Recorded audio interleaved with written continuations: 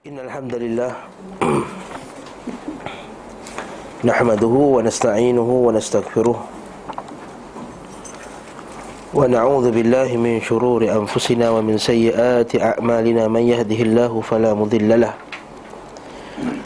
wa man yudlilhu fala hadiya lahu wa ashhadu an la ilaha illallah wahdahu la sharika lahu wa ashhadu anna Muhammadan 'abduhu wa rasuluh.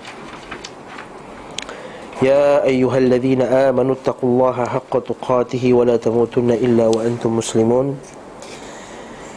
يا أيها الناس اتقوا ربكم الذي خلقكم من نفس واحدة وخلق منها زوجها وبث منهما رجالا كثيرا ونساء واتقوا الله الذي تساءلون به والأرحام إن الله كان عليكم رقيبا يا أيها الذين آمنوا اتقوا الله وقولوا قولا سديدا يصلح لكم أعمالكم ويغفر لكم ذنوبكم ومن يطع الله ورسوله فقد فاز فوزا عظيما أما بعد فإن أصدق الحديث كتاب الله وخير الهدي هدي محمد صلى الله عليه وسلم وشر الأمور محدثاتها وكل محدثة بدعة wa kullu bid'atin dhalalah wa kullu dhalalatin finnar. Kita sambung bab yang seterusnya, iaitu bab keutamaan orang-orang yang beriman dan keutamaan orang-orang Yaman. Hadis ke-72. Bab tafadulu ahli al-iman atau babu tafaduli ahli al-iman fihi warajhani ahli al-yaman fih atau warajhanu ahli al-yaman fih, iaitu bab tafadul, keutamaan berlebihnya ahlul yaman fihi, di dalam keimanan, warujhan, dan lebihnya. Rujhan itu maksudnya lebih rajih. Perkataan rajih itu rujhan maksudnya lebih utamanya ahli yaman fi, ahli yaman berbanding dengan orang-orang lain. Maksudnya hadis nak bagi tahu bahawa manusia ni ada level yang berbeza-beza dalam keimanan, dan nak bagi tahu bahawa ahli Yaman ni juga ada kelebihan dalam bab agama. Ahli Yaman, jadi kita akan tengok adakah dimaksudkan di sini ialah Yaman, negeri Yaman sekarang ni, ataupun ada makna-makna yang lain. Jadi qala al-muallif rahimahullahu ta'ala, berkata al-muallif rahimahullah, Imam Muslim bin Hajjaj, iaitu haddatsana Abu Bakr bin Abi Syaibah, telah menceritakan kepada kami Abu Bakar bin Abi Syaibah, iaitu Ibnu Abi Syaibah. Ibnu Abi Syaibah, satu ulama yang terkenal, ada Musannaf Ibnu Abi Syaibah. Qala haddatsana Abu Usamah, telah menceritakan kepada kami Abu Usamah. Tahwil. Wa haddatsana Ibnu Numair, telah menceritakan kepada kami Abu Numair, Ibnu Numair. Wa qala haddatsana abi, telah menceritakan kepada aku ayah aku. Tukar lagi sanadnya. Wa haddatsana Abu Quraib, telah menceritakan kepada aku Abu Quraib. Qala haddatsana Ibnu Idris, telah menceritakan kepada kami Ibnu Idris. Kulluhum an Ismail bin Khalid, semuanya daripada Ismail bin Abi Khalid. Kemudian telah menceritakan kepada kami Yahya bin Al-Habib Al-Harithi, telah menceritakan kepada kami Yahya bin Habib Al-Harithi. Wal lafdhu lahu, dan lafaz daripadanya haddatsana Mu'tamir, telah menceritakan kepada kami Mu'tamir an Ismail, daripada Ismail. Qal sami'tu Qaisan, telah mendengar aku daripada Qais. Qais ni dia ni ada special sikit. Qais ni dia sempat berada pada zaman jahiliyah, kemudian sezaman dengan Nabi. Lepas tu bila dia dah masuk Islam, dia nak masuk Islam, on the way dia nak pergi ke jumpa Nabi SAW, nak masuk Islam tu Rasulullah SAW wafat. Kesian dia tak sempat. Maksudnya dia terlepas satu kemuliaan yang paling besar. Apa dia? Jadi sahabat. Orang yang macam ni, yang sempat jahiliyah dan sempat sezaman dengan Nabi, tapi masuk Islam selepas kewafatan Nabi, apa gelarannya? Bukan tabi'in. Boleh dikatakan dia tabi'in, tapi ada satu nama khas bagi dia orang. iaitu mereka ni digelar sebagai Al-Mukhadram. Ejaan macam mana? Al-Mukhadram. Mukhadram nama dia. Mukhadram ni iaitu istilah kepada orang yang sembahyang masa zaman Nabi, dia di kafir, dia bukan Islam. Kemudian dia masuk Islam lepas Nabi wafat, padahal sezaman dengan Nabi. Itu dipanggil Al-Mukhadram. Al-Mukhadram. Kemudian dia masuk Islam, dia jadi perawi yang hebat. Dia termasuk perawi-perawi yang semua kitab-kitab yang sitah, yang 6 tu, kitab hadis yang 6 yang besar tu, dia ada Qais ni termasuk dalam perawi dalam kitab-kitab yang 6. Maksudnya diri diterima oleh kitab-kitab yang 6 tu. Daripada Abi Mas'ud, an Abi Mas'ud. Abi Mas'ud ni seorang sahabi, sahabat Nabi. Nama dia Uqbah bin Amir.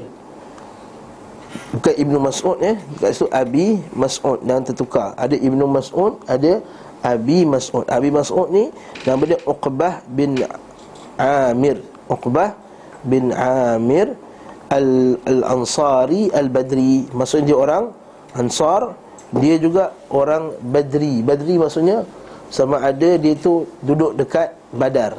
Badar tu kat mana? Tempat perang Badar berlaku tu lah.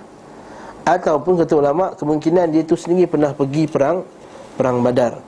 Dia Uqbah bin Amir ni pernah pergi semua perang selepas perang Badar. Sebagian ulama kata perang Badar dia tak pergi. Adapun selepas itu dia hadiri perang Uhud dan apa-apa perang yang selepasnya. Maksudnya kehebatan yang besar pada sahabat ni, Abi Mas'ud. Jadi qala, dia telah berkata, asyara an-nabiy sallallahu alaihi wasallam biyadihi nahwal Yaman. Satu hari Abi Mas'ud ni dia menunjukkan ke arah Yaman. Nabi SAW tunjuk ke arah Yaman. Yaman di sini, kat sini Yaman. Kat sini lah kita akan tengok nanti Yaman tu mana sebenarnya. Ke arah Yaman.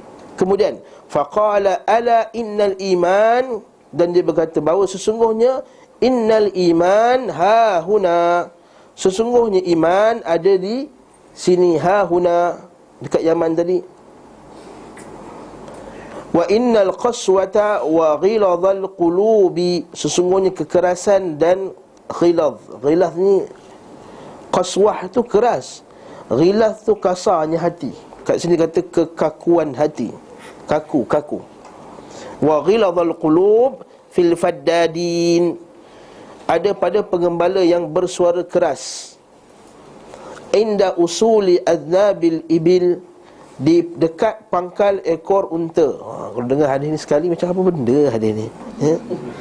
Apa benda hadis kat pangkal ekor unta? Nanti kita akan tengok nanti sekejap lagi, ya. Haitsu yatlu'u qarna asy-syaitan, ketika muncul sepasang tanduk syaitan. Fi Rabi'ata wa Mudhar, pada Bani Rabi'ah dan Bani Mudhar. Baca sekali memang tak faham, betul tak? Confirm tak faham, apa kata Nabi tunjuk ke Yaman? Nabi kata hati lembut dekat situ, iman dekat situ. Adapun hati yang keras tu ada dekat pengembala-pengembala unta, di mana keluarnya tanduk syaitan, pada puak Rabi'ah dan Mudhar. Apa benda lah tu? Tak apa, kita baca dulu. Baca hadis seterusnya. Kita baca hadis seterusnya. Kemudian hadis seterusnya, saya akan baca semua hadis dalam bab ni, sebab dia semua hampir sama. Sebab tu kita kena cepatkan sikit. Telah menceritakan kepada kami Abu Ar-Rabi' Az-Zahrani, telah menceritakan kepada kami Hammad, telah menceritakan kepada kami Ayyub, telah menceritakan kepada kami Muhammad dari Abi Hurairah. Ni tadi hadis tadi siapa yang riwayatkan? Abi Mas'ud. Hari ini dari ni hadis daripada Abi Hurairah. Rasulullah SAW bersabda, telah datang penduduk Yaman. Atakum ahlul Yaman, atakum ahlul Yaman, telah datang padamu, jaa ahlul Yaman, hum araqu afidatan, mereka itu hati yang paling lembut. Wal al-imanu Yaman wal fiqhu Yaman, dan iman itu ada pada orang Yaman, dan fiqh juga ada pada orang Yaman. Okey, wal hikmah al-yamaniyah, dan hikmah itu daripada Yaman. Ini lagi lah. Ini maksudnya hati lembut, iman, fiqh, kefahaman agama, hikmah, kebijaksanaan, semua ada pada orang Yaman. Dengar Ustaz Adli ni bangga dia. Hadis ni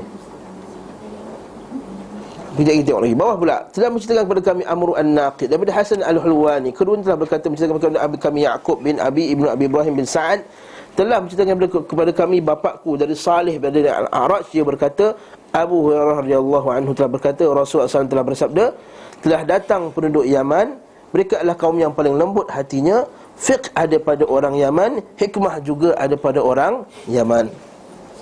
Bawah pula, telah menceritakan kepada kami Yahya bin Yahya telah berkata, aku membacakannya di hadapan Malik daripada Abu Az-Zinad dari Al-A'raj dari Abu Hurairah bahawa Rasulullah SAW telah bersabda, puncak kekafiran, ra'sul kufri, nahwal masyriq, daripada arah timur, wal fakhru wal khuyala fi ahli al-khayl wal ibil, dan kebanggaan dan kesombongan itu ada pada pemilik kuda dan unta, al-faddadin ahli al-wabar, iaitu yang mengembala, dari kalangan kaum Badawi. Ahli al-wabar tu orang Badui, wabar.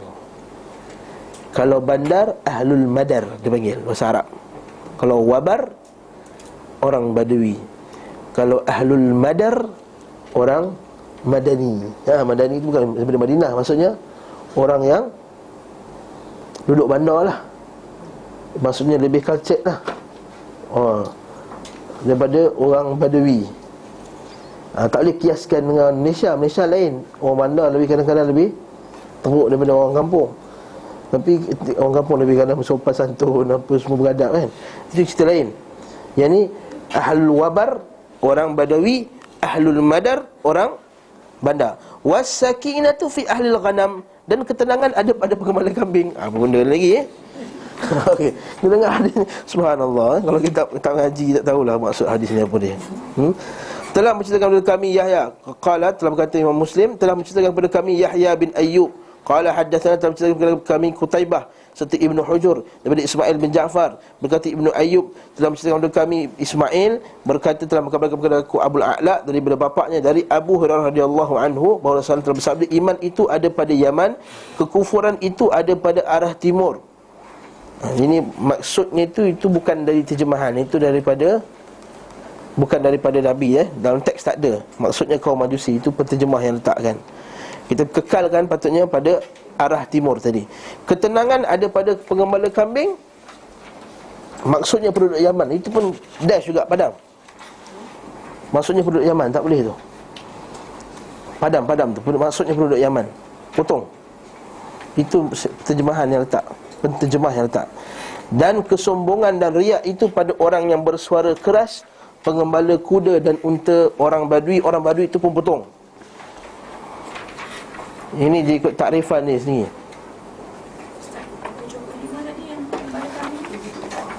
Mana 70? Sama juga, pengembala kambing tutup juga, potong juga. Maksudnya penduduk Yaman, tak boleh tu. Potong juga penduduk Yaman. Sebab nanti kita akan tengok, dia bukan hanya khas pada penduduk, bukan khas pada penduduk Yaman. Kita akan tengok nanti.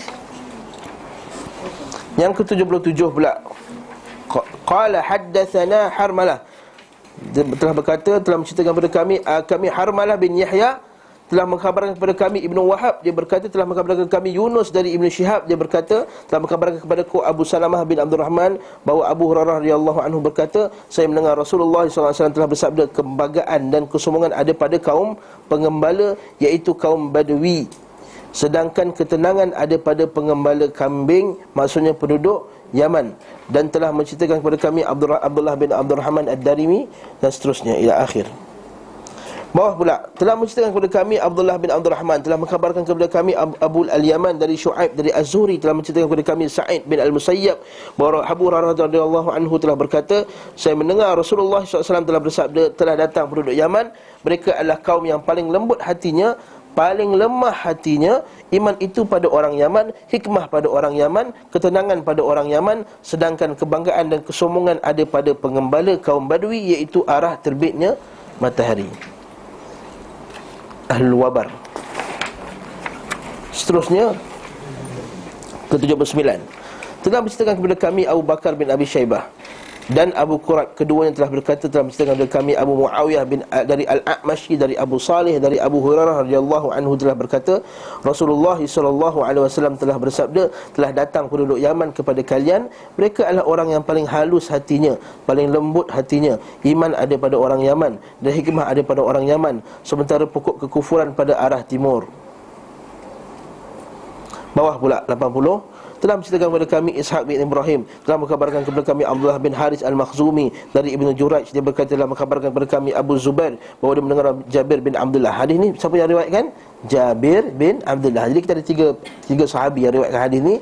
Satu Abi Mas'ud, satu Abu Hurairah, satu Jabir bin Abdullah Al-Ansari. Kata Rasulullah SAW bersabda kepada keras dan keringnya hati, ghiladhul qulub wal jafa, dan keringnya hati. Jafa, keringnya maksudnya tak ada perasaan. Jafa, keringnya hati. Fil masyriqi, pada orang timur. Wal imanu fi ahli Hijaz, dan iman itu pada ahli Hijaz. Faham tak hadis ni semua? Tak, maksudnya selain daripada perkataan yang tak jelas tu, maksud kita fahamlah bahawa Nabi kata iman itu, hikmah ada pada orang Yaman, kebijaksanaan ada pada orang Yaman, fiqh ada pada orang Yaman. Dari sananya iman, dan kejahatan tu datang daripada timur. Dan juga kekerasan hati itu ada penggembala unta, dan kelembutan hati ada pada penggembala kambing. Dah, habislah tu. Habislah, faham tu. Pertama sekali, Ahlul Yaman. Nabi kata, Nabi telah menunjukkan ke arah Yaman. Dan Nabi kata Ahlul Yaman. Apa yang dimaksudkan dengan Ahlul Yaman ini? Okey. Jadi kat sini ada banyaklah perbincangan di kalangan ulama. Pertama sekali Nabi kata Ahlul Yaman di sini maksudnya ialah orang yang di arah selatan. Nabi duduk mana? Madinah kan? Jadi Nabi tunjuk ke arah Yaman. Bukannya negeri Yaman tu sendiri. Faham tak? Maksud Nabi kata orang yang dekat sebelah selatan ni semua, itulah yang dimaksudkan Nabi Yaman tadi. Faham ke ni? Tak nampak? Tak, map negara Arab Saudi biasa kena tak? Map kena lebih map lah. Okey, kalau ikut map je, atas Mekah, Madinah, itu Mekah, lepas tu bawah ni Taif, bawah lagi tu maksud Yaman lah. Yaman moden, Yaman sekarang ni, Yaman, negeri Yaman. Okey. Bila Nabi berada di Mekah, di Madinah, Nabi kata iman semua datang daripada selatan ni, Yaman, arah Yaman. Maksudnya bawah lah. Jadi keimanan maksudnya semua orang-orang Hijaz tu semuanya, maksudnya iman datang di situ. Sebab kita tengok situlah awalnya Islam, situ perkembangan Islam. Daripada Madinah sampai ke bawah itulah, situlah awal-awal kekuatan orang Islam. Betul tak? Itu orang pertama masuk Islam daripada orang di kalangan bangsa tersebut. Masa tu di sebelah timur, masyriq, belum lagi orang masuk Islam. Di sebelah utara, belum lagi, Islam tak sampai lagi. Betul juga di sebelah barat lagi lah tak sampai. Jadi kat sini sebahagian ulama' dia kata Yaman di situ ialah dipanggil Ahlut Tihamah. Tihamah maksudnya sebelah bawah tu lah. Kalau kita tengok map Saudi, sebelah barat map Saudi tu, sebelah tu semua dipanggil Ahlut Tihamah. Negeri itu macam kita kata kawasan Tihamah, kita katalah. Macam kita kata kita ni orang Semenanjung tentunya. Orang Semenanjung. Sana orang Sabah, orang sebelah sana, orang Sabah kita kata. Orang sebelah ni orang Sumatera. Tihamah ni maksudnya daripada Madinah tu atas sikit sampai ke bawah nak dekat-dekat sepadan Yaman tu, itu panggil Ahlut Tihamah. Jadi maksud sini ialah iman tu ada pada orang-orang sini, iaitu termasuklah dalamnya orang Ansar, orang-orang lain sekali, orang kabilah Bani Daus. Bani Daus ni puak Bani Abu Hurairahnya kaum. Jadi mereka itu daripada golongan inilah iman tu datang. Fiqh datang daripada orang ni juga, kefahaman agama, hikmah, kebijaksanaan daripada orang ni juga. Sebab itulah kita tengok awal-awal Islam, perkembangan Islam, ilmu hadis, ilmu fiqh, apa semua datang daripada Madinah dan kawasan sekelilingnya. Terutama sekali daripada para sahabat di kalangan kaum Ansar. Itu makna yang pertama. Itu makna yang pertama. Okey, maksudnya orang daripada annal murad Makkah wal Madinah. Kerana apa? Kerana ada fa innahu yurwa fil hadis anna an-nabi sallallahu alaihi wasallam qala hadzal kalam wa huwa bi Tabuk. Sebab apa? Ada yang kata Nabi ketika Nabi ucapkan ini, Nabi berada di Tabuk. Tabuk lebih utara lagi. Jadi bila Nabi kata lihatlah kepada Yaman, maksudnya bawah dari Tabuk, maksudnya Madinah, Mekah dan kawasan sekitarnya. Itu yang saya maksudkan tadi. Ya? Jadi kata apa? Kerana Nabi ketika ucapkan hadis ni, dikatakan oleh Imam Nawawi, dia kata wa Makkah wal Madinah hina idzin bainahu wa bainal Yaman. Ketika itu Mekah dan Madinah tu di antara Tabuk dan Yaman. Jadi Nabi ke arah Yaman lah. So, zaman tu jangan ingat macam map zaman sekarang ni. Betul tak? Dia ingat map zaman sekarang, kita arah tu, kita arah timur, kita kata sebelah Terengganu, Pahang, Kuantan, macam tu daerah dia. Dia macam Nabi tunjuk ke arah, macam kita sebut Syam. Syam maksudnya luas kan? Atas tu semua Nabi menunjuk ke arah Syam. Nabi tunjuk ke arah Najd. Najd tu semua sebelah timur. Nabi menunjuk ke arah Yaman. Maksud Yaman tu semua ke arah selatan, ke arah yang bawah. Jadi itu pendapat yang pertama. Ya, sebab itulah kita kata dekat Mekah tu dia panggil Ar-Ruknul Al-Yamani, tahu tak? Rukun Yamani. Kan tempat, kan kalau Kaabah tu ada empat bucu. Sebenarnya Rukun Yamani ada berapa? 2. Rukun Yamani ada 2 sebenarnya. Ruknaini Yamaniyaini. Okey. Rukun Yamani ada berapa? 2. Kalau kita tengok 4 segi tu, okey. Yang ni dipanggil Syami, yang ni panggil Rukun Syami. Ini Hajar Aswad. Nak bagi faham. Ini Hajar Aswad. Kat sini makam Ibrahim. Betul tak? Makam Ibrahim kat sini. Betul tak?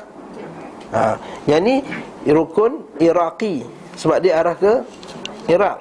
Yang ni dipanggil Rukun Syami, sebab dia arah Syam.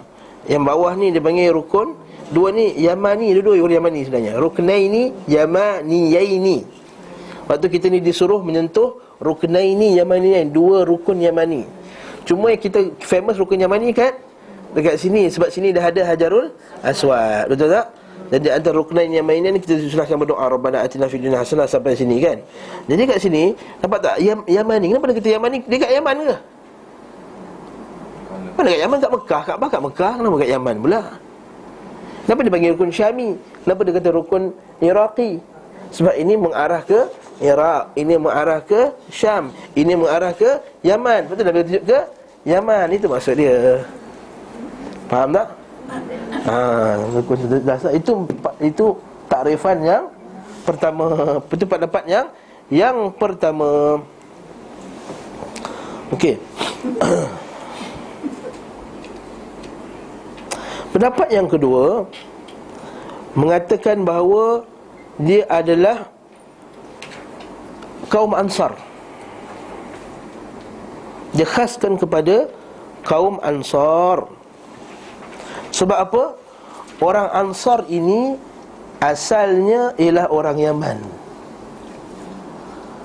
Orang Ansar ni asalnya orang Yaman. Sebab apa? Yamanuna fil asli fa nasaba al-iman ilaihim liqaunihim ansaruhu. Kerana mereka ini lah kenapa disebahkan iman dan hikmah kebijaksanaan, sebab mereka inilah ada orang yang antara orang yang awal-awal mempertahankan Islam, antara awal-awal yang masuk Islam, antara awal mempertahankan Islam, antara awal yang ajak Nabi hijrah. Itu maksudnya. Cuma kita kata ada sebahagian ulama' juga dia kata memang orang Yaman. Memang juga padanya orang Yaman. Maksudnya memang dia kata yang masuk Nabi sini ialah memang Yaman, negeri Yaman sekarang ni. Sebab memang berlaku dah hadis Nabi SAW bila Nabi nak hantar Muaz bin Jabal pergi dakwah ke Yaman kan. Kan Nabi kata apa? Kamu nak pergi berdakwah kepada orang yang lembut hatinya, orang yang baik, lembut hati. Oleh itu dakwah dengan cara yang lembut kepada orang Yaman. Jadi ala kulli hal kita kata tiga-tiga boleh lah, kita kata. Pada ahli Yaman boleh, dan kita kata orang Ansar pun boleh. Nak kata penduduk Mekah dan Madinah pun boleh juga. Cuma kebanyakan orang, bila sebahagian ulama dia lebih cenderung kepada pendapat mengatakan memang negeri Yaman yang asal tu. Atas dasar apa dia? Sebab atas dasarnya kita kata orang Yaman ni antara orang yang paling mudah menerima Islam. Kalau kita tengok dakwah Nabi SAW, bila Nabi hantar dakwah ke Yaman, tak ada perang pun. Nabi hantar Mu'adh bin Jabal, tak ada perang. Bahkan masuk dalam keadaan begitu aman. Dan kebanyakan puak Bani Daus masa tu datang jumpa Nabi pula. Abu Hurairah apa semua ni puak Bani Daus. Dan mereka ni masuk Islam dalam keadaan tak ada konflik. Tak ada konflik langsung. Tak ada lah Mu'adh bin Jabal kena baling batu ke, tak ada. Adapun orang penduduk negeri lain, sebab tu Nabi kata pada orang yang daripada Rabi'ah dan Mudar. Rabi'ah dan Mudar ni siapa? Rabi'ah dan Mudar, kalau kita tengok balik, mereka adalah keturunan Nabi sebenarnya. Rabi'ah dan Mudar ni adalah anak kepada cucu-cucu Nabi, anak kepada Adnan. Anak kepada Adnan. Adnan ada anak Nizar. Nizar tu dia ada dua anak. Dua anak pertama Rabi'ah dan dua Mudar. Daripada Rabi'ah dan Mudar ni keluar je bangsa-bangsa Arab. Dan Nabi termasuk dalam puak Mudar sebenarnya, kalau ikut keturunan, trace balik keturunan dia. Jadi kita tengok kat situ, yang banyak lawan dakwah Nabi masa tu puak mana? Puak Rabi'ah dan Mudar ni. Yaman tak ada masalah. Dekat negeri-negeri lain nak dakwah kena baling batu, nak dakwah kena perang. Negeri-negeri lain semua hampir tak ada. Negeri-negeri Mak Yaman tak ada konflik. Negeri-negeri lain semua ada konflik. Sampai kena buat perjanjian Hudaibiyah, betul tak? Sampai kena buat perjanjian Hudaibiyah, sehingga kan ada puak yang tak boleh nak sehingga kan Nabi palsu semua pun menentang di puak daripada Rabi'ah dan Mudar. Sebab itulah Nabi kata kerasnya hati itu ada pada puak Rabi'ah dan Mudar. Sebab tu Nabi kat Mekah, Nabi dakwah macam mana? Susah kan? Nabi kena tekanan. Sebab apa? Daripada buat Rabi'ah dan Mudar ni lah. Isu dia kenapa? Sebabnya kita kata kerana mereka ini daripada puak Rabi'ah dan Mudar, dan mereka ini kebanyakannya Al-Badawi, orang Badawi. Dan juganya kita katakan sebab Nabi kata pengembala unta. Dia tak apa kena mana pengembala unta pula ni. Okey. Sebab apa? Memang budayanya orang yang mengembala unta dengan orang mengembala kambing ni memang dia ada sikap yang berbeza. Sebab orang mengembala unta ni satu binatang yang degil. Bahkan sebab tu Nabi SAW, Nabi kata boleh sembahyang dekat kandang kambing, tapi tak boleh sembahyang pada dekat kandang unta. Kalau nak ikut najis, dua-dua najis atas mazhab Syafi'i. Okey, kalau ikut najis, kalau kata tak, Nabi melarang daripada sembahyang dekat kandang unta sebab najis. Tapi kenapa kandang kambing boleh? Kalau dari segi kenajisan, dua-dua najis ikut mazhab Syafi'i. Kalau ikut qaul mazhab lain, mazhab Hanbali kata binatang yang halal dimakan tu najisnya pun maksudnya tahi dia pun tak najis. Ni kita makruf dalam kita mengaji fiqh, kita akan tahu masuk bab ni, iaitu binatang yang halal dimakan, kencingnya dan tahinya tidak najis. Tapi bukan maksudnya suruh makan. Bila saya sebut ni kadang-kadang bila kita mengajar kan, kita kata binatang yang halal dimakan, tahinya dan kencingnya tidak najis. Maksudnya kalau terkena kepada pakaian, kalau kita solat, tidaklah membatalkan solat kita sah. Oh Ustaz, jadi dia tak najis boleh makan lah Ustaz? Makanlah kita kata. Tak nak makan lah. Macam sebut kita kata ni pen ini najis ke tak najis? Pen tak najis, habis boleh makan? Tak semua benda yang tak najis kita boleh makan. Itu kita kata masalah yang tak faham ni. Kita kata ni daun ni najis tak najis? Ni daun plastik ni tak najis. Makanlah kita kata. Benda lah soalan tadi tu. Kita kata soalan tak bijak kita kata. Jadi kat situ kita kata patah balik. Habis tu kalau dari segi kenajisan, kalau ikut Syafi'i, dua-dua najis. Kalau ikut tak najis pula, dua-dua tak najis kalau ikut mazhab Hanbali. Habis tu kenapa ada pembezaan tak boleh sembahyang dekat kandang unta, tapi boleh sembahyang dekat kandang kambing? Kat sinilah Ibn Taymiyah rahimahullahu ta'ala kata, kerana pada unta itu ada syaitan. Kita baca dalam kitab Dunia Jin dan Syaitan tu, kita kata pada syaitan tu ada pada unta. Maksudnya sikap-sikap syaitan ada pada unta. Sebab unta binatang yang degil, binatang yang terkenal padanya hasad, yang disebut oleh Syekh Abdullah Al-Imam. Dia kata unta ini terkenal padanya ada sikap-sikap yang keras. Jadi orang yang pergi jaga unta ni memang sikap dia kena terjerit-jerit, kena sikap dia keras lah.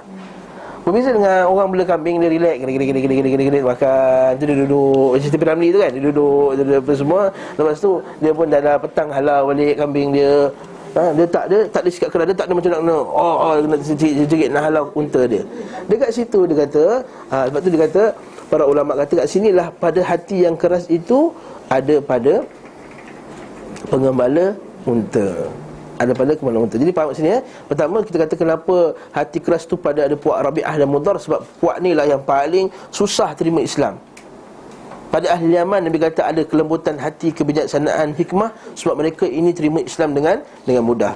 Satu lagi sebab pada budaya mereka membela unta tadi memang sikap binatang yang keras hatinya berbanding dengan kambing sikap lembut.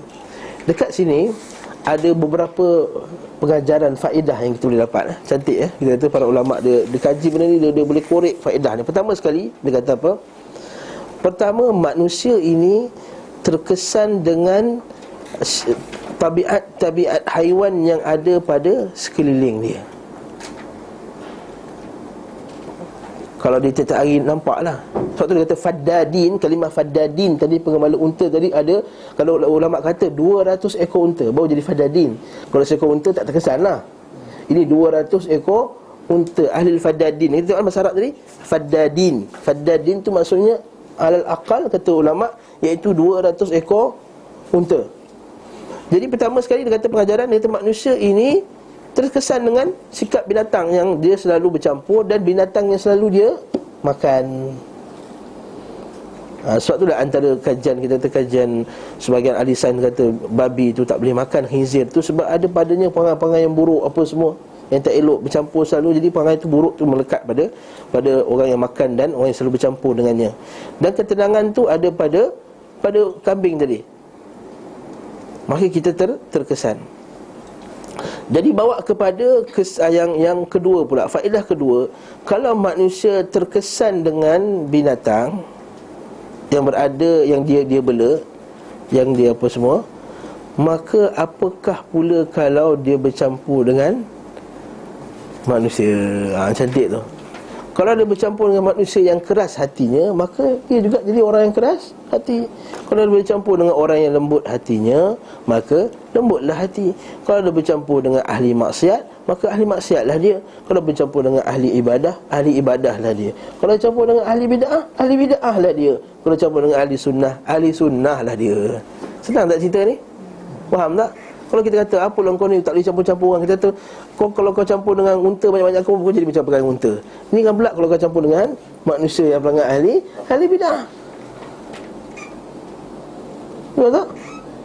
Kata kita ni manusia ni tata'athar, manusia ni yataghayyar bisababi mujalasatil hayawan. Dia kata jadi kat sinilah ada larangannya ijtinab, menjauhi mujalasati, menduduk-duduk dengan orang-orang yang fasik, orang yang bid'ah, orang yang ahli maksiat.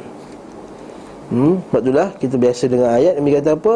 Al-mar'u ala dini khalilihi. Orang itu bersama dengan agama kawannya. Dan lain pula anta ma'an man ahab. Kamu akan dibangkitkan di akhirat kelak bersama dengan siapa yang engkau cintai. Lepas tu kita kata dalam hadis Nabi SAW, Nabi suruh cari jalis salih, jalis sesuk. Nabi kata Nabi suruh bezakan antara kawan-kawan yang baik dan kawan-kawan yang jahat. Ini benda ni makruf dalam akidah kita, bahawa kita ini diminta untuk menjauhi rakan-rakan yang buruk. Jadi ustaz macam ni, ustaz takkan kita nak putus silaturahim? Ini kawan-kawan sekolah saya masa college dulu, dia kata. Masa-masa you dulu kan, masa belajar kat you dulu, kami selalu ni tak boleh nak campur lagi. Memanglah dia orang ni hua-hua sikit, tapi takkan nak buang terus. Kita kata bercampur, berkawan boleh, tapi kita bukan mujalasah. Mujalasah ni maksudnya ada perkataan jalasa yujalisu. Biasa dengan jalasa ma'a, dengan jalasa ma'a. Jalasa maksudnya duduk-duduk, maksudnya bercampur, selalu beraktiviti. Ada pun kawan macam biasa tanya apa khabar, dah makan ke belum, apa pun anak dah, main datang hari raya, datang makan-makan, tak ada masalah. Tapi kalau sikit-sikit, jom minggu ni lepak, minggu depan lepak, lepas tu lepak lagi, lepas tu minum kopi sama-sama mujalasah. Kat sini kita takut dia jadi nanti kita pun terkesan dengan suasananya. Mula-mula janggut dah panjang, lama-lama janggut pun jadi kecil balik. Contohnya. Mula-mula rajin datang masjid, lepas tu datang rajin. Mula-mula tengok orang macam ni sikitnya, orang buka aurat sikit, astagfirullah apa semua. Lama-lama dia pun okey juga. Sebab budaya tu, mujalasah. Dekat sini juga dia bawa kita kepada satu lagi pengajaran yang ketiga, iaitu kita ini dicegah daripada duduk di tempat-tempat yang banyaknya ahli maksiat. Seperti pasar raya, tempat ghaflah, tempat kelalaian. Satu kata azam wa tanfir liman yukthiru minal julus fil aswaq, kata ulama. Kata Syekh Abdul Alim, dia kata ini adalah kita kata cegahan ataupun satu bentuk ancaman kepada orang yang banyak sangat pergi pasar, terutama sekali pasar raya kita zaman sekarang. Wan Utama, pergi cuba ayat ni, pergi cuba tengok. Daripada skirt yang sepanjang-panjang skirt sampai sependek-pendek skirt pun ada. Yang tak macam skirt pun ada dah. Daripada sepanjang-panjang seluar sampai macam tak ada seluar pun ada. Nampak pakai baju je, pakai seluar ke tak pakai seluar ni? Kan? Yang kafir tu kan? Kadang-kadang ustaz tengok ke dalam depan mata kita, tahu kita nak jalan macam ni. Dah kita nak jalan macam ni, dah ternampak. Bukan saya kata maksud saya tengok peha dia warna apa, tak ada dah tengok. Kita mesti dalam depan kita kan. Sampai anak kita pun, ya dia tak malu kan, ya kan tak malu kan, tak pakai seluar. Kan ada setengah tu pakai baju macam tak pakai seluar je. Kan? Jadi kita tengok tu, masya-Allah. Inna lillahi wa inna ilaihi raji'un. Kat sini kita jangan selalu bawa lah kita pergi dan tepi laut ke, pergi taman ke. Laut tak ada KL ni ustaz. Pergi taman permainan ke lagi bagus daripada bawa anak pergi Wan Utama selalu sangat, jangan. Jangan bawa selalu lah. Sebab kita tengok kalau Tesco tu boleh tahan lagi. Tapi kalau Wan Utama ni masya-Allah, jangan bawa lah. Sebab tempat ni memang tempat yang sangat bahaya. Apatah lagi kalau bawa kat pergi area Sungai Wang apa semua tu, lagi lah. Dia tengok anak-anak kita pun terkesan dengan ni. Sebab tu kata mahalul ghaflah, itu tempatnya ghaflah, tempatnya azab. Kita fikir macam ni lah, kata kalau kita pergi jalan-jalan tu mati kat situ, Allah tak bestnya mati kat situ. Pergi Genting Highland, Ustaz pergi Genting Highland, pergi dekat tempat tu saja, kalau nak tengok tempat kasino, tiba-tiba sakit jantung, mati kat situ. Ustaz Yunus mati kat Genting Highland. Ini tak sedap bunyi dia, padahal bukan buat maksiat pun. Bukan buat maksiat pun. Mati kat Genting Highland, Allah dengar bunyi tak sedap. Jadi kat situ kata azam kan innaha la ghaflatun kabirah, kata ulama. In sebenarnya padanya ada ghaflah yang sangat besar, tata'athar. Kalau kita tak terkesan pun kepada perangai buruk dia tu, kemungkinan kita akan berkurangnya sikap benci kepada perangai buruk. Nampak tak? Kalaulah tak terkurang pun, kalau tak terkesan, kadang kita memang mana pernah saya pakai sikit pendek macam tu ustaz. Tak terkesan pun, tapi sekurang-kurangnya dia menyebabkan kita rasa benci kepada maksiat tadi, rasa kurang. Betul kalau kita selalu tengok. Masa kita sekarang kita selalu tengok orang tak pakai hijab tudung kan. Bila lama-lama tengok orang tak pakai hijab tu, rasa macam biasa dah. Biasalah kalau kat Melaka datang kat Pantai Kelebang tu tengok orang pakai tudung tu biasa. Jadi bila merasa biasa lihat satu maksiat, itu pun dah satu bahaya, satu penyakit hati tu. Melihat bila kita lihat satu maksiat tak rasa apa, rasa macam okey je. Itu satu penyakit hati yang besar. Saya cerita guru saya dulu, masa kami tengah belajar dekat Masjidil Haram tu, tiba-tiba ada satu perempuan ni tersesat kan tengah umrah kan. Tersesat tengah lalu celah-celah pengajian, macam semua lelaki dalam ni, cuma dia lalu celah-celah tu. Dia kata astagfirullah Allah. Kalau kita alah biasalah. Dah perempuan tu bukan tak hijab habis semua tak nampak muka pun. Tapi dia lalu di celah-celah lelaki. Syekh tu kata halaukan dia, cepat keluarkan dia. Bukan kita kata perempuan tu kita kena halau perempuan, maksudnya benda tersebut ialah percampuran yang bagi dia satu benda yang kita bagi kita biasa benda tu. Tak nampak apa dah. Nampak tak kat sini kita kesannya bila duduk dekat tempat yang selalunya ghaflah, kelalaian, maka kita pun akan rasa. Keempat, pengajarannya itu larangan supaya kita duduk di tempat-tempat yang terasing daripada manusia dan juga di kalau bahasa Arab dia panggil bawadi lah, di kampung-kampung lah. yang jadi macam orang Badawi, duduk seorang-seorang. Sebab apa? Kata Nabi SAW, hadis daripada Ibnu Abbas, daripada Abu Daud daripada Abu Daud rahimahullahu taala, Nabi kata, man sakanal badiyata jafa. Siapa duduk dekat seorang-seorang, dekat badiah, dekat Badawi, dia akan jadi jafa, jadi keras hati. Sebab apa? Sebab bila kita duduk jauh daripada manusia, jauh daripada pengajian contohnya, kan? Macam kat kampung saya tu, kuliah maghrib hampir tak ada. Sebulan sekali pun tak ada kampung saya tu. Kat KL nampak kuliah tiap-tiap hari, betul tak? Bukan kita kata nak suruh nak galakkan duduk KL, tapi kita kata kalau kita duduk jauh daripada manusia, jauh daripada ahli ilmu, jauh daripada orang alim, jauh daripada orang baik, duduk seorang-seorang, kita akan jadi hati jadi keras.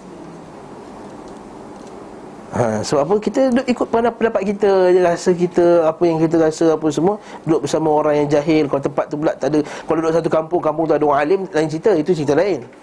Macam dekat setengah-setengah negara, di Mauritania, di Nigeria, di Ghana, kampung-kampung tu ada tahfiz Quran, ada guru-guru agama, itu cerita lain. Ini maksudnya kita duduk seorang-seorang, kemudian tak campur dengan orang. Ini kata man sakanal badiyata jafa wa man taba'a sayda ghafala wa man dakhala ala bab sultan uftutin. Nabi kata siapa yang selalu pergi mancing akan jadi orang lalai. Orang mancing kan pasang tu, dia duduk setengah jam. Nak orang mancing kan? Kita tengok tak?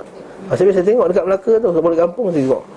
Dia pergi mancing, lepas tu duduk isap rokok, macam surat khabar. Kalau tak pernah tengok lah macam kitab hadis ke tak ada lah, tak pernah tengok lagi lah. Tak pernah tengok lah setakat ni. Mana tahu mungkin ada kot. Sampai tengah mancing tu buka kitab hadis ke, buka Quran, jarang. Biasanya dia isap rokok banyak. Isap rokok. Dia jadi orang sabar kan? Dia orang sabar. Ghafal 4-5 jam macam tu, ghafal lah. Jadi akan lalai. Siapa yang duduk badiah, bawadi, dia akan, tadi kita kata keras hati. Dan waman ata baba sultan uftitin. Siapa duduk suka-suka ketuk pintu sultan, maka dia akan difitnah. Maksudnya siapa yang suka dekat-dekat dengan pemerintah, biasanya dia akan difitnah. Ini jelas masalah ni. Tak payah tengok jauh-jauh lah, tengok kat Malaysia cukup. Okey. Lepas tu kat sini juga bawa kepada pengajaran yang kelima, iaitu kita ini digalakkan untuk bersama-sama dengan orang yang baiklah. Musayaratul al-akhyar. Musayarah al-akhyar. Maksudnya musayarah ni maksudnya macam ni dengan orang baik. Gini, rapat. Sebab tu kita tengok para ulama salaf, dia akan tunggu kat pintu guru dia sebelum subuh, dah tunggu dah. Sampai malam dia akan bersama dengan guru dia tersebut. Sebagainya pula dia berkhidmat kepada gurunya berbelas-belas tahun. Ini kita kata sebabnya bila bercampur dengan orang baik, kita akan berubah sikap. Sebab tu biasa kita dengar kan nasyid. Biasa tak biasa dengar nasyid, tapi kadang-kadang terdengar tu, itu ubat hati tu ada 6 perkara kan. Yang pertama, banyak baca Quran dan maknanya, solat malam, zikir, perpanjangan. Lepas tu antaranya ialah bercampur dengan orang saleh. Nasyid ni maksud dia benarlah, walaupun padanya ada muzik. Kita maksud dia benar, iaitu kita kata bercampur dengan orang yang saleh. Campur dengan orang saleh, insya-Allah kita akan jadi baik, insya-Allah biiznillah taala. Tapi kat sini bukanlah kata Syekh kata bukanlah maksudnya kita ni mengharamkan bela unta, tak. Bela unta, minum susu unta, semuanya halal. Tapi berhati-hati daripada sikap yang tersebut. Tapi kita tak bela unta pun kan? Kita tak bela unta pun, tak ada masalah bab ni. Kemudian disebut pula Nabi kata dan ra'sul kufri, dan kepala kekufuran itu. Maksudnya usul, punca, tempat bermulanya kekufuran itu daripada masyriq, daripada timur. Kalau Nabi berada di Tabuk, katakanlah hadis yang disebut tadi kan, Nabi sebut hadis ni di Tabuk. Kalau Tabuk tu lebih utara, bila Nabi sebut arah ke timur, siapa punya ni? Arah ke timur, maka merujuk kepada negeri Iraq, jelas. Lepas tu kadang-kadang orang ni bila dia tak faham ni, dia tengok hadis tu, dia tengok map Madinah. Tengok map Madinah, Madinah sebelah Riyadh. Tengoklah betul-betul. Dekat Riyadh dan kawasan tu, kalau kita tanya orang Arab dulu, dia tak kata timur pun. Dia tak kata timur, dia kata sebelah Tihamah kan, selatan, apa Tihamah tu. Bila orang Arab pada zaman tu, Madinah semua, bila sebut timur maksudnya merujuk kepada Iraq. Dan ni sabit dalam hadis Nabi SAW. Nah, hadis riwayat Muslim kata Iraq, bila Nabi bersuruh berdoa kan, Allahumma barik lana fi Syamina, ya Tuhanku berkatikanlah Syam kami. Nabi kata amin. Ya Allah Tuhanku, kata ya Rasulullah, Nabi kata Allahumma barik lana fi Yamanina, ya Allah Tuhanku berkatikanlah Yaman kami. Nabi doa. Dan yang ketiga, Nabi diam. Jadi sahabat ada sambut, ya Rasulullah, macam mana pula Najd kami, Najd. Nabi diam, tak. Dan situlah kasratul zalazil, di situlah akan ada banyaknya gempa bumi, wal fitan, dan juga banyaknya fitnah, dan daripada sanalah keluarnya Dajjal. Ketika tumbuhnya tanduk syaitan kat situ. Kat situ hadis kata sebut Najd kan. Hadis yang satu lagi pula hampir sama lafaznya, iaitu Nabi kata, ya Allah Tuhanku berkatikanlah Syam kami, ya Allah Tuhanku berkatikanlah Yaman kami. Dan yang ketiga tu bukan lafaz Najd dah, lafaz wa fi Iraqina, dan pada Iraq kami, maksud berkatikanlah Iraq. Nabi kata tidak, dari sanalah timbulnya tanduk syaitan, banyaknya gempa bumi, sana timbulnya fitnah. Maksudnya Najd yang Nabi maksudkan itu ialah Iraq. Orang tak faham benda ni. Bahkan para ulama kita, Imam Al-Khattabi, Ibn Hajar Al-Asqalani, semua kata Najd itu ialah merujuk kepada Iraq. Ustaz, bukankah sekarang ni map Saudi juga ditulis tu Najd? Ini moden punya bahasa. Ini bahasa moden, macam dulu Kerajaan Melaka sampai mana? Adakah Melaka, negeri Melaka sekarang yang kecil itu? Tidak, Kerajaan Melaka tu luas, sampai ke Negeri Sembilan, sampai ke Johor, apa semua, luas masa tu Kerajaan Melaka. Bila kita sebut Melaka, adakah masuk Melaka yang map kita zaman sekarang ni? Mana boleh macam tu. Jadi kita kata sekarang ni, jangan kamu faham hadis Nabi ikut kefahaman zaman sekarang. Mana boleh. Itu problemnya. Itu ahli bid'ah ni suka buat macam ni. Dia suka kiaskan dengan benda zaman sekarang, sampai kita tak ada asalnya. Macam murtabak tu. Itu murtabak tak? Campur semua. Dia kata, kenapalah orang ni tak suka Maulid Rasul, dia kata. Maulid Rasul tu ada baca Quran, ada zikir, ada puji Rasulullah. Macam murtabak. Kita kata daging halal tak? Boleh makan tak? Daging boleh makan. Bawang boleh makan? Bawang boleh makan. Telur boleh makan? Telur boleh makan. Jadi kalau campur jadi murtabak. Murtabak boleh makan tak? Boleh makan. Habis tu kenapa Maulid Rasul tak boleh? Maulid Rasul dalam ni ada baca Quran. Boleh baca Quran tak? Boleh. Bawang ada tak? Macam selawat ada, zikir. Jadi campur tak boleh pula. Ini yang puak-puak ni kata tak boleh. Itu bengap namanya ni. Ada kesamakan baca Quran, nah? Buat ceramah pada hari Jumaat. Itu cerita lain kan? Kita habiskan dulu isu ni. Sunnah plus sunnah ikut sunnah. Plus sunnah ikut sunnah. Kalau macam tu kita best lah, kita gabung lah semua. Jika kita mau takbir, campur tawaf sunnah tak? Tawaf sunnah tak tawaf? Tawaf sunnah. Campur sembelih, campur apa? Sembelih ibadah tak? Kita gabung satu ibadah baru punya. Pada hari Maulid Rasul kita sembelih binatang. Satu ekor unta ke ramai-ramai. Orang buat apa ni? Ini kan sunnah. Sembelih binatang kan ibadah. Kalau main campur-campur tu senanglah. Rukuk kita pun kita campur semua. Rukuk kita campur subhanallah Allah bihamdi, campur selawat, campur baca Quran, campur yasin, apa semua letak dalam tu. Kita kata ibadah ni tak boleh campur-campur. Ibadah kalau boleh campur, ikut formula kita, macam buat love potion tu, campur sini, jadi satu, minum, jadi jadikan sayang Nabi. Bukan macam tu. Minyak senyong tu minyak dagu. Dia ambil ni daripada orang ni, daripada orang mati sini, orang mati campur-campur, minum, jadi love potion, nanti sayang. Melekat je, teringat dia. Bukan macam tu. Agama ni datang dengan ittiba'. Dah lagi tajuk dah tadi lah. Tajuk dia apa tadi? Najd tadi. So Nabi kata daripada Iraq. Lepas tu kita kata awal fitnah yang berlaku dalam dunia Islam ialah daripada Iraq. Puak mana? Mula-mula sekali puak yang keluar daripada Ali radhiyallahu anhu dipanggil Khawarij. Khawarij daripada mana? Daripada Iraq, daripada Haruri. Lepas tu Aisyah bila ditanya, wahai Aisyah, kenapa kalau solat tak payah qada, kalau puasa kena qada bagi perempuan haid? Kalau perempuan haid kan, kenapa solat tak payah qada, puasa kena qada, sedangkan solat lagi besar daripada puasa? Aisyah jawab macam mana? Aisyah kata, aharuriyatun anti atau aharuriyun anta, adakah kamu ni orang Haruri? Orang Haruri rujuk pada satu bandar kat kamu kat Iraq. Buka Google Map, ada satu kampung nama kawasan tu panggil Haruri. Ada lagi sampai sekarang kampung tersebut. Haruri ni ialah tempat mula-mulanya tempat puak-puak Khawarij yang nak keluar dengan Ali, yang mengkafirkan Ali, mengkafirkan Muawiyah bin Abi Sufyan. Dua-dua ni kafir wujud dekat mana? Daripada Iraq, daripada timur. So kita kata ini hadis, masalah ni telah sepakat kita, masalah ni ulama mengatakan bahawa timur itu daripada Iraq, dan semua fitnah Syiah kan kat mana? Iraq dan Iran. Golongan yang mula-mula menentang Qadariyah datang daripada Iraq juga.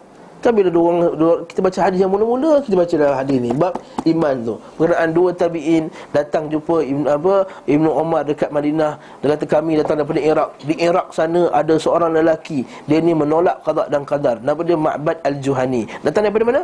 Iraq juga. Dan sehingga sekarang lah Iraq tu menjadi fitnah ke atas negara kita, ke atas umat Islam. Sebab tu Nabi kata, hadis Ibnu Umar, kata Rasulullah SAW telah bersabda, yansha'u nash'un yaqra'una al-Quran la yujawizu taraqiyahum. Akan satu puak yang baca Quran tak lepas daripada tenggoroknya. Kullama kharaja qarnun quti'. Setiap kali keluar mereka ni akan ditentang, dia akan dihapuskan. Quti'a min 20 marrah hatta yakhruj min iradihimud dajjal. Mereka ni akan diperangi selama 20 kali. Maksudnya akan 20 kali puak Khawarij akan keluar. Pada zaman Ali dah keluar, pada zaman Muawiyah dah keluar, pada zaman Bani Umayyah dah keluar. Kemudian kita akan tengok lagi ni dah nampak dah ni. Sehingga Nabi kata akan keluar daripada puak mereka ini Dajjal. Jadi kat sini nampak tak? Dajjal akan keluar daripada Iraq, daripada puak-puak Khawarij. Lepas tu perhatikan, nanti yang akan lawan Imam Mahdi nanti berapa orang? 70,000 tentera daripada Asbahan, Yahudi daripada Asbahan. Jadi kita tengok sini, apakah dua yang paling besar merosak agama Islam nanti? Khawarij dan Syiah. Dua-dua ni akan perangi. Sebab tu kita tengok sekarang ni, yang mana yang memerangi umat Islam? Khawarij. Lepas tu kita tengok setengah-setengah tentera yang sampai kepada maklumat kepada kita bahawa yang peperangan di Syria tu bukannya semua ahli sunnah. Yang menentang Bashar Assad tu bukannya semua ahli sunnah. Sebahagian mereka ialah golongan takfiri, golongan Khawarij yang mengkafirkan pemimpin-pemimpin umat Islam. Itu yang kita kena perhatikan betul. Sebab tu kalau kita ada perbuatan mereka yang kejam, yang bukan ahli sunnah, kita itu bukan ahli sunnah. Buat itu ialah golongan Khawarij. Dan Khawarij yang kata ahli sunnah, Khawarij walaupun dia baca kitab Ibn Taymiyah.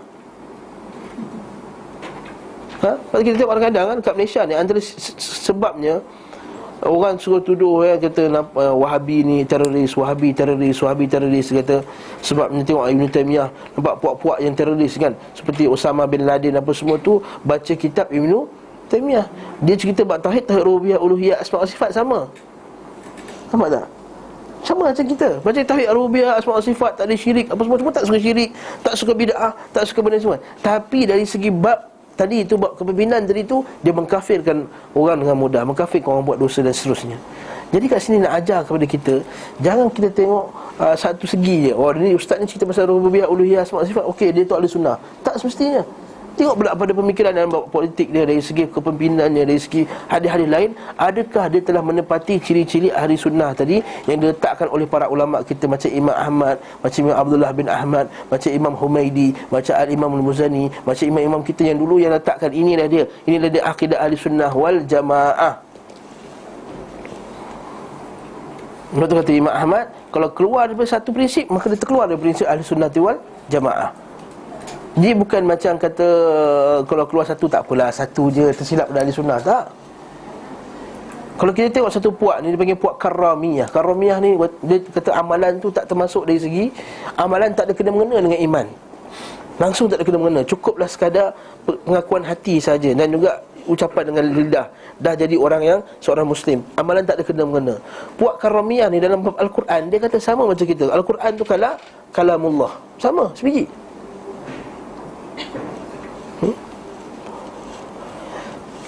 Tapi ulama keluarkan daripada ahli sunnah tak? Keluarkan daripada ahli sunnah. Itu kita tu pentingnya kita mengaji manhaj tu. Alhamdulillah Ustaz Idris mengajar kan. Ustaz mengajar apa kitab Ilmu Mubarak Barhariah tu. Ngaji kitab tu betul-betul. Ngaji kitab tu betul-betul supaya kita faham inilah prinsip ahli sunnah. Jadi bila kita faham prinsip ahli sunnah ni, datang mana-mana ustaz, datang mana-mana penceramah, keluar mana-mana artikel, keluar mana-mana buku, bila kita tengok ini tak ikut bukan kita punya, tak ikut apa yang telah diletakkan oleh prinsip ulama-ulama salaf, prinsip akidah ahli-sunnah, maka kita kat situ kita dah boleh al-hadar, berhati-hati tadi. Yang Khawarij, apa lagi ciri-ciri yang obvious? Obvious ciri Khawarij dia kata antaranya ialah mengkafirkan pelaku dosa besar. Antaranya ialah suka menimbulkan kebencian terhadap pemimpin. Asal ada je semua salah. Asal ada semua salah. Ya betul, pemimpin boleh kita kritik dengan kaedah yang benar. Tapi taklah semua benda kita timbulkan kebencian. Semua benda kita timbulkan kebencian, nak memisahkan rakyat dengan pemimpinnya. Yang ini dilakukan oleh Khawarij.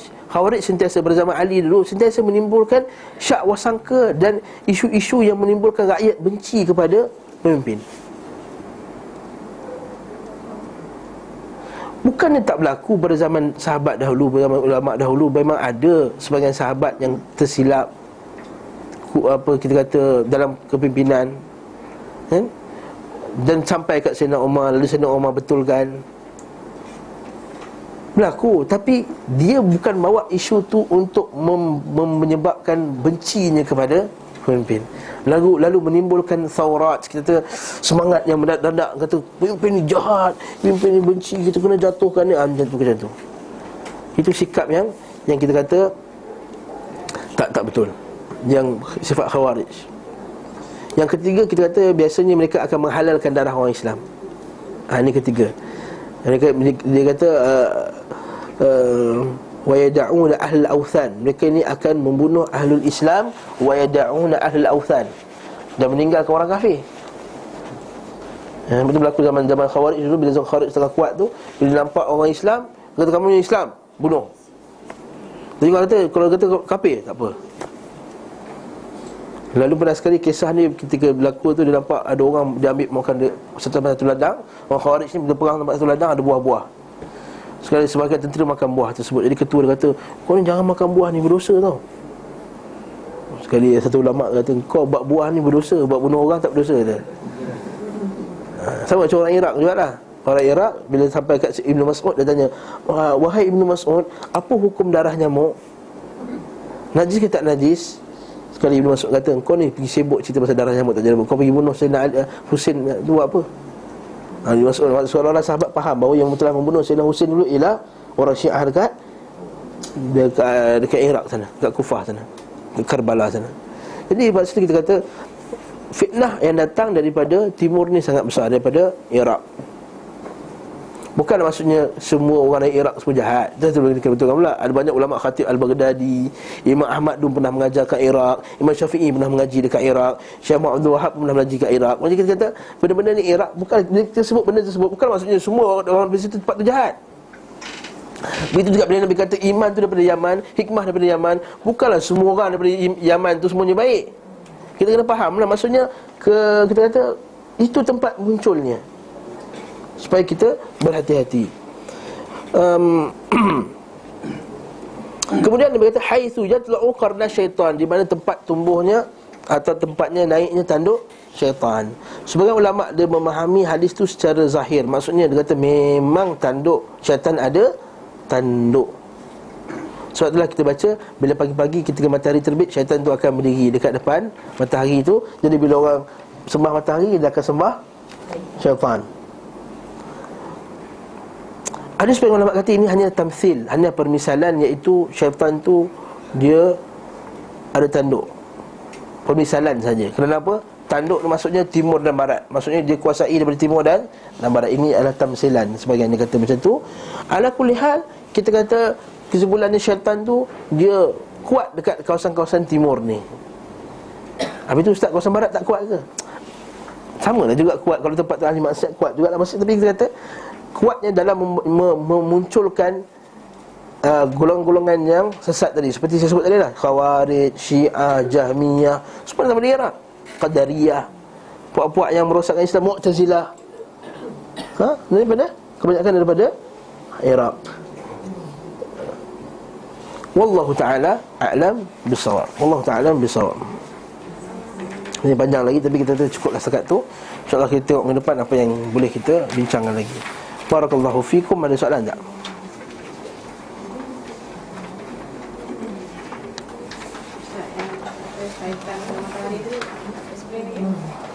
Hadis tu, bila matahari naik, syaitan akan duduk dekat arah matahari tu naik, berdiri.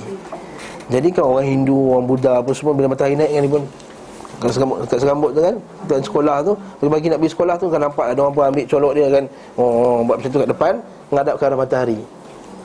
Jadi kita kata Hindu pun macam tu ke? Hindu pun macam tu juga. Hindu pun abang ni dulu bekas beragama tu. Jadi kata situ, kita kata memang dia sembah matahari. Jadi kat situ syaitan kata, sebenarnya kau bukan sembah matahari, kau sembah aku sebenarnya. Wallahu ta'ala alam bisawab. Ada soalan tak? Jadi pengajaran kesimpulan daripada hadis ni, pengajaran terbesar ni ialah, kita kata tadilah, manusia ni terkesan dengan suasananya. Dan juga kita kata kesimpulan yang besar juga, kenapa Imam Muslim letakkan tajuk, Imam Nawawi letak tajuk berbeza ni, iman menunjukkan bahawa iman manusia ni ada beza-beza. Ada yang hati keras, ada hati yang lembut. Ada imannya tinggi, ada imannya rendah. Maksud berdasarkan bahawa kat sini kita kata manusia ni ada iman yang berbeza. Jadi tak sama hukum ni. Tak sama hukum ke atas setiap orang yang sama iman, tak.